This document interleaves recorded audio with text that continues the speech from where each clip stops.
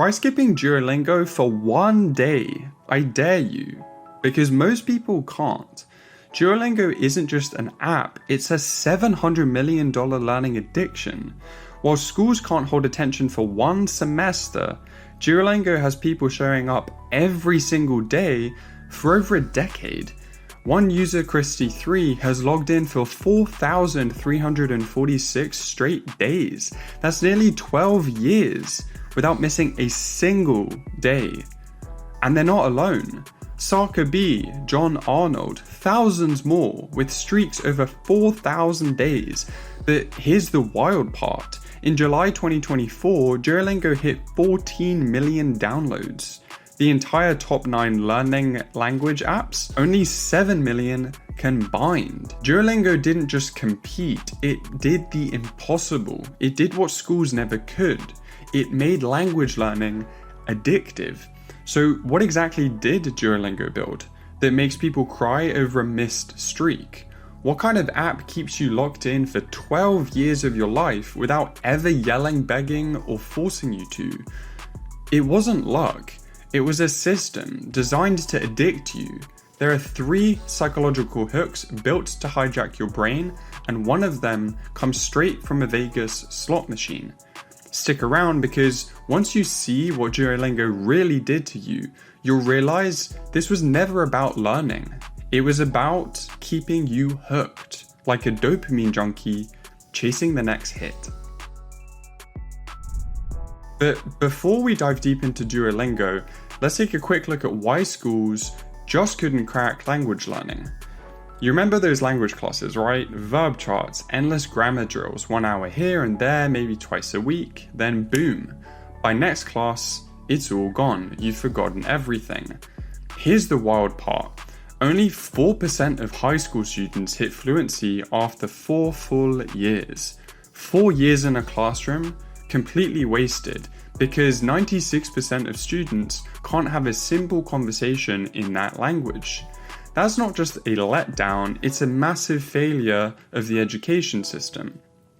Because of our brains, they're not built to absorb languages from dusty textbooks and whiteboards. Our brains aren't wired to learn languages through textbooks. Science shows we need 3 things: immediate feedback, emotional connection, and consistent practice. This forgetting curve explains why traditional methods fail. Without regular review, you lose around 70% of what you learn within just one day. So it makes sense why most of us gave up halfway through. We weren't lazy, we were set up to fail. But one man understood this problem perfectly: Louis von Ahn, creator of Capture. In 2011, he wasn't trying to build just another language learning app. He wanted to answer a much deeper question. How do you get people to do something hard every day for months? He realized it wasn't about how good the lessons were. It was about keeping people motivated. And to solve that, he didn't go looking for linguists. He went straight into behavioral psychology. What if an app could actually trick your brain into craving language practice? What if instead of feeling guilty for not studying, you felt low-key anxious when you didn't open the app? That was the magic of Duolingo. While schools struggled to keep kids learning for just one semester, Duolingo had people showing up every single day for years. But now here's the twist. Is it actually making us fluent, or did Duolingo just find the perfect formula to keep us hooked? In the next part, we're diving deep into the psychology of gamification, and trust me, you'll never look at a push notification from Duolingo the same way again. What if I told you that the same sneaky tricks that keep you glued to video games for hours on end are now being used to teach you Spanish?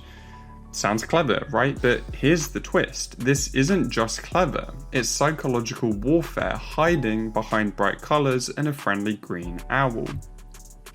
Top tier games like Clash of Clans, Candy Crush, and Royal Match, they don't just win us over with gameplay alone. They've got their tricks. We're talking variable rewards, streaks, timers, leaderboards. These games aren't just built to be fun, they're built to pull you back in constantly, tomorrow, the next day, and again and again and again.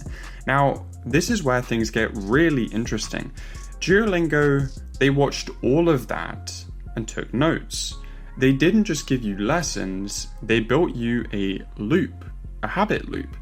Every time you open the app, you get XP points, little showers of confetti, a cheerful nudge from Duo, and that juicy green streak number that just keeps climbing. And it feels amazing, like you're winning something, but are you really?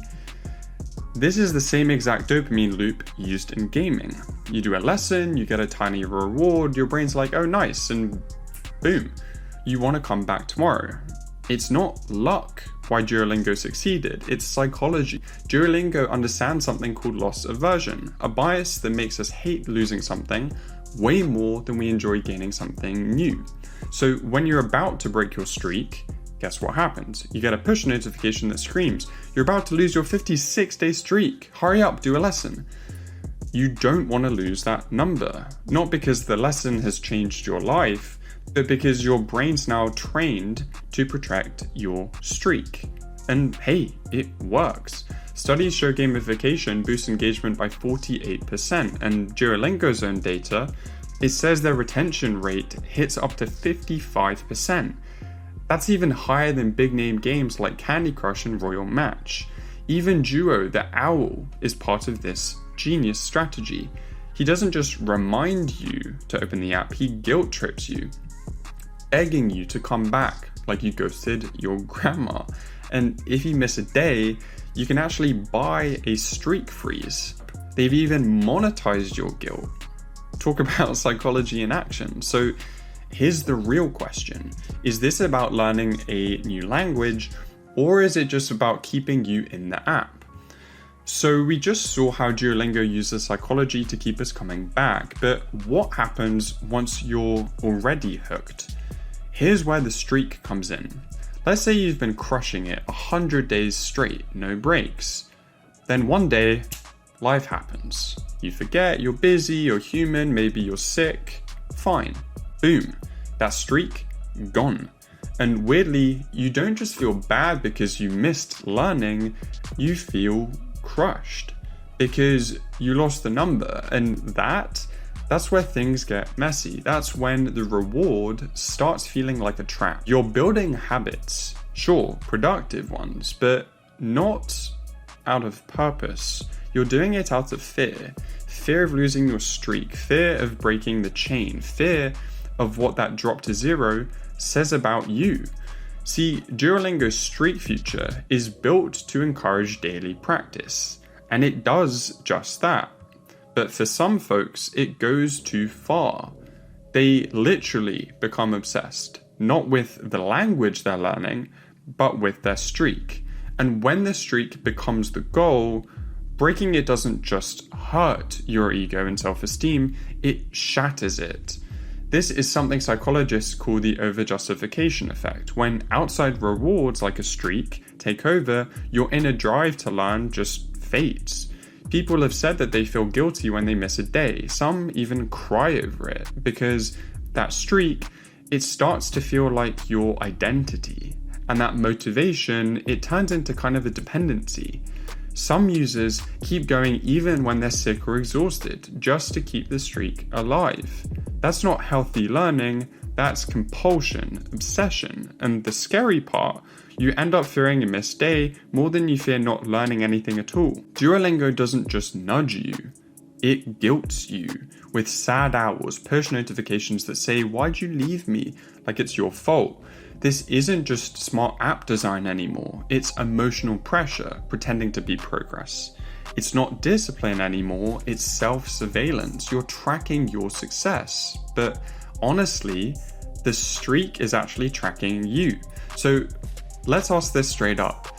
When does discipline turn into dysfunction? And if your whole idea of success is tied to a streak number, was the goal ever really learning in the first place? So earlier we talked about how Duolingo's streak can take a toll, but now let's look at what that same strategy built. Because the green owl and friendly pings, is a global empire. Hard to believe Duolingo started as a side project at Carnegie Mellon, right? Fast forward to today, it's now a publicly traded company, worth around $7.7 billion. That's not a typo.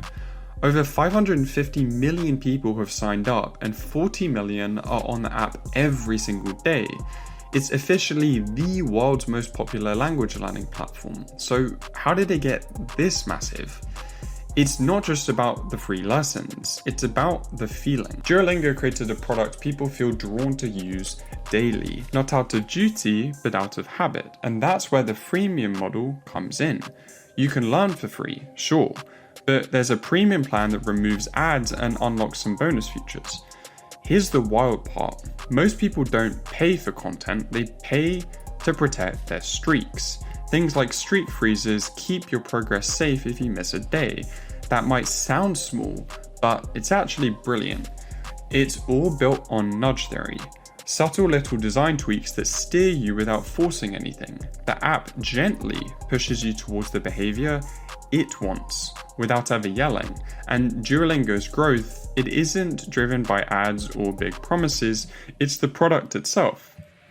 That's product-led growth, fun design, daily motivation, a dopamine hit at just the right time. Compare that to Babel or Rosetta Stone, more formal, curriculum-heavy platforms in the dust. They're solid, yeah, but they don't feel like a game. They don't hook you like Duolingo does. And let's not forget the marketing. That chaotic, hilarious green owl, a genius move. People share memes, videos, TikToks, and suddenly, Duolingo isn't just an app anymore. It's part of our culture. In the end, Duolingo didn't just teach languages. It cracked the code on how people stick with things. They combined education with psychology, and it made it feel like a habit, not homework. Smart, totally, but also a little scary. What do you think? Is this the future of learning or something else entirely? So we've seen how Duolingo absolutely nailed the game, but now we've got to talk about something deeper, because if learning feels like a game, at what point does the game stop feeling like learning? It's a fair question, right? Duolingo gets a ton of praise for helping people build habits, deservedly so. One user even said, "This is the first time I've ever stuck with learning something every single day." That is a big deal, that kind of consistency. It is super rare today, so yeah, it works. At least for motivation maybe, but there's another side to it. Someone else said, "I just tap through the lessons, I don't even read half of it anymore." Oof, now that review hits different, doesn't it? Because here's the tricky part. Duolingo doesn't reward you for understanding. It rewards you for streaks, for showing up. You can guess your way through, barely focus, and still walk away with a high five from the owl. You still get that dopamine hit.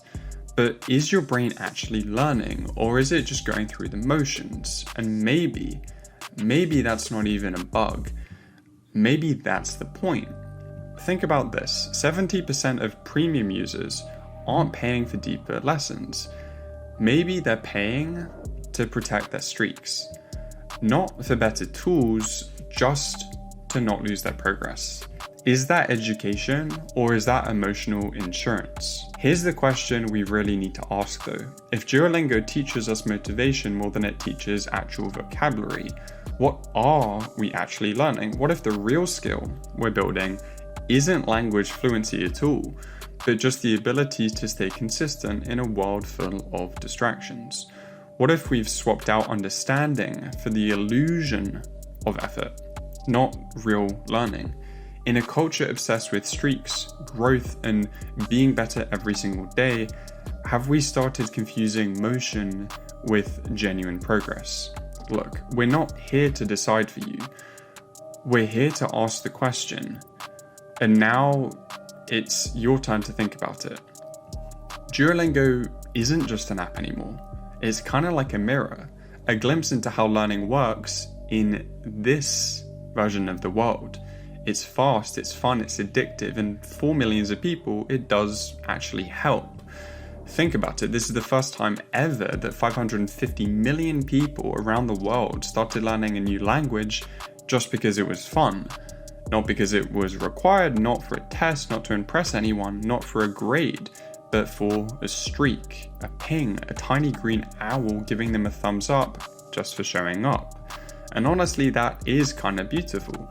Because what traditional schools have struggled with for decades, keeping us motivated, consistent and confident, Duolingo solved with some smart design, good vibes and a little bit of brain science.